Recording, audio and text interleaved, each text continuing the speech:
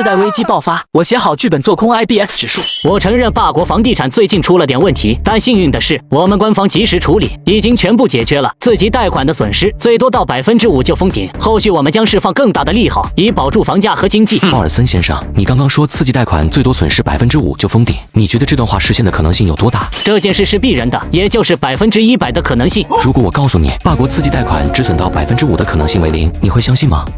如果是其他人说这句话，我可能会信。可惜啊，这话是您这个 CDS 的最大购买者说的，我就算再想相信，也没办法信啊！现场顿时哄笑一片。以前呢，我是非常迷信霸国金融界，也非常迷信华尔街精英的。我总认为，既然金融规则都是这些人制定的，那么他们一定能掌控经济走向。但是现在我发现我错了，这群精英就是一群草台班子，他们维持经济的办法全靠诈骗。你们敢想象现在连一条狗都能在霸国贷款买房吗？你敢想象小区只有一个大门就能拿到销售许可证，堂而皇之的在霸国骗老百姓吗？还有世界各国公认的顶级评级机构，竟然可笑到靠卖债券评级为生，甚至逼迫所有债券公司花钱买评级。米斯特臣，请注意你的言辞，大会得继续开下去，不能耽误时间。抱歉，这会你恐怕是开不下去了。几十秒后，一场从房地产开始席卷整个霸国乃至整个西方发达国家的金融危机将彻底爆发。这场金融危机能让在场的各位身价最少暴跌50%，乃至破产，甚至能威胁到霸国的国运。让我们一起迎接至暗时刻的到来吧。哪来的疯子？今天精神病院是没关门吗？你以为说一些危言耸听的话，我们就会怕了？米斯特臣，您占用的时间太长了。如果您喜欢说脱口秀，我可以安排您上咱们官方电视台最火的一个节目去，那里是不歧视精神病的。在一片嘲讽声中，三金开始倒计时：5、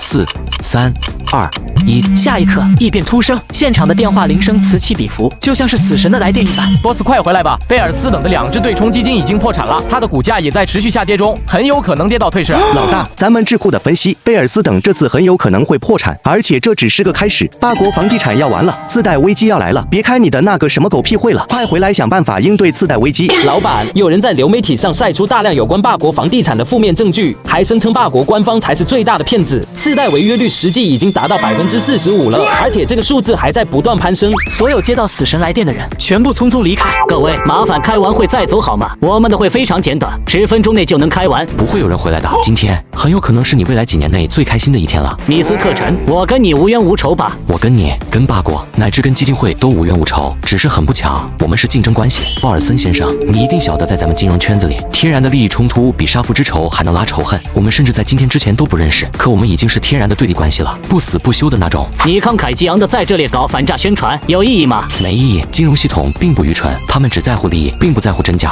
他们利用无数普通人安居乐业的买房梦想，赚得盆满钵满，又在东窗事发之后，将所有的后果甩给普通人承担。这就是这个世界残酷的真相。此刻，贝尔斯等公司内部乱成了一团。老板，咱们的客户纷纷要求兑现债券，哪怕利息不要也要兑现离场，股价正在持续被做空，恐慌情绪从股市全面蔓延到了市场上。吉姆斯的脸色难看到了极点。咱们还有多少现金？只剩下30亿了，连今天一天的日常交易资金需求都没办法满足。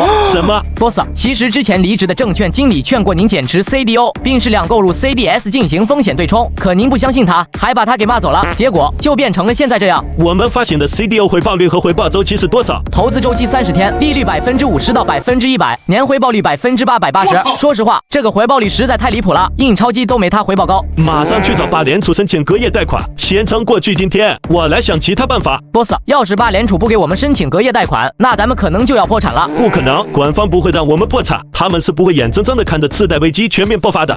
仅半天，贝尔斯等的股价就被三金做空了36%，ABX 指数应声下跌了5个点。吉姆斯没能力去管股价的事情，他亲自跑到霸联储借钱。盖斯先生，我们手头的现金只有30-40亿霸国币了，如果别无选择，只能提出破产申请了。现在最关键的问题不是你们手上还有多少流动资金，而是即便借钱给你们，在目前这种濒临崩溃的市场状况下，能够维持多久？我认为房价不会持续下跌，只要撑过去这段时间，情况一定会好转的。等我向上汇报一下，我不能立刻做出决定。盖斯立刻找到所罗门。菲尔斯等乃是霸国第5大投行，如果他破产了，我担心市场会引起连锁反应。但是把钱借给他，我又怕肉包子打狗，所以这是还得请您拿主意。好，三金你开始了是吧？那我就让你知道基金会真正的恐怖实力。传令下去，从明天开始，我们要在 ABX 指数上把三金干趴下。平仓吧，停止做空贝尔斯等公司。老板才刚让贝尔斯等的股价腰斩，恐慌也才刚刚开始蔓延，怎么就停了？基金会和霸国官方一定会出手救市，力度肯定会很大，继续做空不合适。况且明天咱们的主战场就要开战了，主力不能继续盯着区区一个投行的股票。那咱们明天搞什么？做空 ABX 指数。一来就做空世界上难度最高、体量最大的金融工具，难怪大家都叫老板空神，不是神，还真没这个胆量和魄力。三爷刚刚发过来了情报，贝尔斯等已经向霸联储求救了，也不知道基金会会不会救。基金会不敢不救，贝尔斯等公司破产没人在乎，但它倒闭之后带来的负面效应没有人能承受得住。明天官方也好，基金会也罢，一定会高调且强势的介入，而且一定会去抄底 ABX 指数，以稳住市场信心。次贷危机太可怕了，所有金融资产都在减值。